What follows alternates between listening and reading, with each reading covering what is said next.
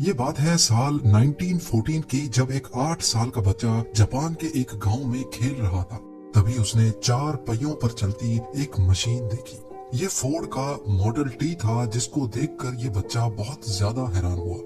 यही वो दिन था जब उस 8 साल के बच्चे को गाड़ियों और मैकेनिकल पार्ट से पहली बार लगाव हुआ था।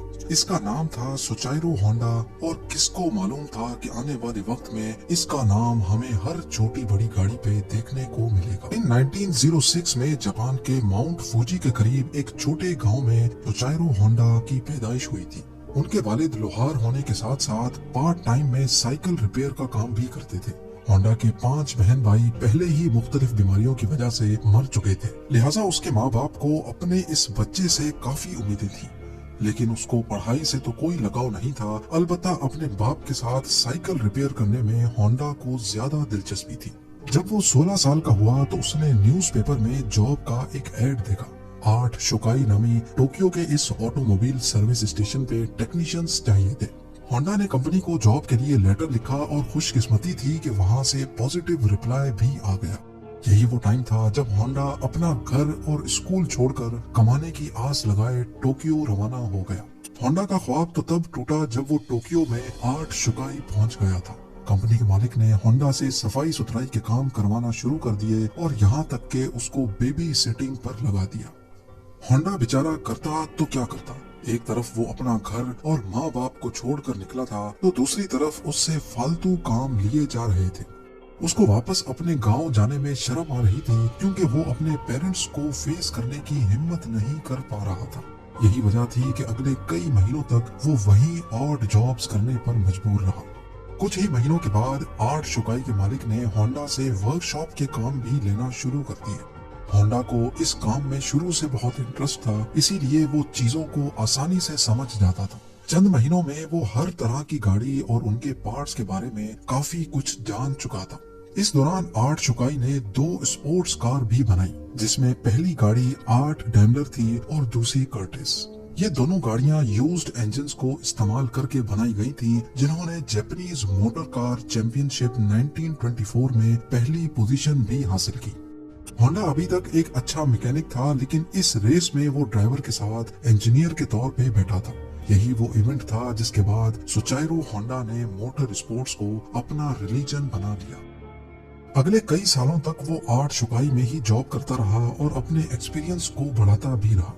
1928 में 22 साल की एज में उसके मालिक ने अपनी एक और ब्रांच खोलने का फैसला किया। ये ब्रांच हमामात्सु शहर में होना थी, जिसको चलाने के लिए मालिक ने होंडा को जिम्मेदारी देकर वहां भेज दिया। होंडा ने 8 शुकाई की इस नई ब्रांच को एक वर्कर से शुरू किया था और सिर्फ 2 ही सालों में 30 वर्कर्स तक पहुंचा दिया। वो अब एक ब्रिलियंट मैकेनिक और रेसिंग ड्राइवर भी बन चुका था। उसने अपनी महारत का फायदा उठाते हुए अपने मालिक के लिए एक स्पोर्ट्स कार डिजाइन की। ये गाड़ी 120 किलोमीटर पर आवर की स्पीड से चल सकती थी, जिसने पुराने सारे रिकॉर्ड तोड़ दिए थे। ये रिकॉर्ड अगले 20 सालों तक जापान का हाईएस्ट रिकॉर्ड बना रहा। 8 शुकाई के मालिक के दिल में होंडा की अहमियत मजीद बढ़ चुकी थी। वो अपना खुद का वर्कशॉप खोलना चाहता था, लेकिन शायद किस्मत को ये मंजूर नहीं था।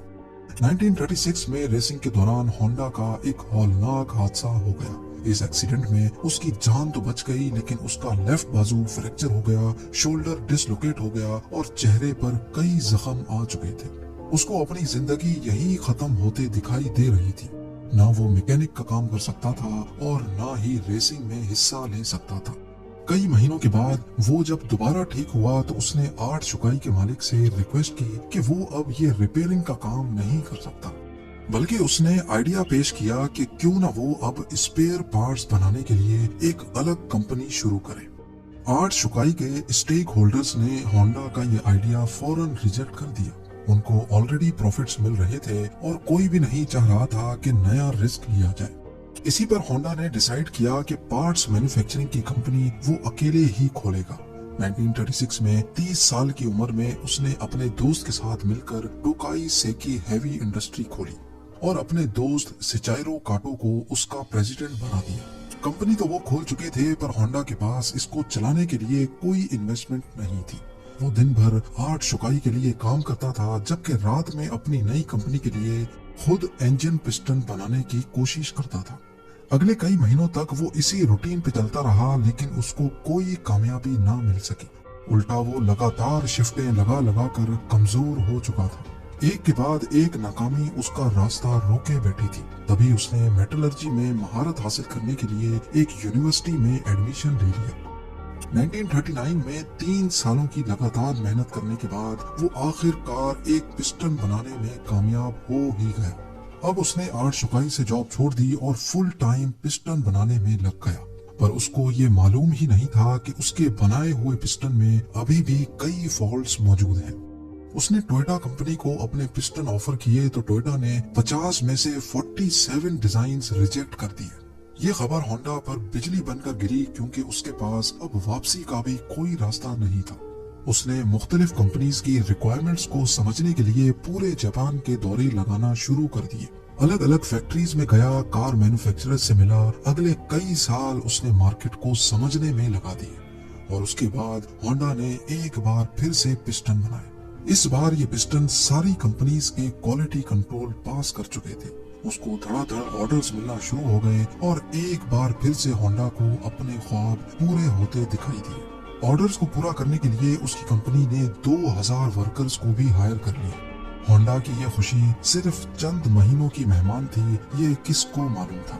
1941 में जापान वर्ल्ड वॉर 2 में कूद गया और मिनिस्ट्री ने कई जापानीज कंपनी को अपने कंट्रोल में ले लिया, जिसमें एक कंपनी सुचाइरो होंडा की भी थी। होंडा को डाउनग्रेड करके उसी की कंपनी का सीनियर मैनेजिंग डायरेक्टर बना दिया गया और चीजें तब मजीद खराब हो गईं जब कंपनी के वर्कर्स को मिलिट्री सर्विस में लगा दिया गया।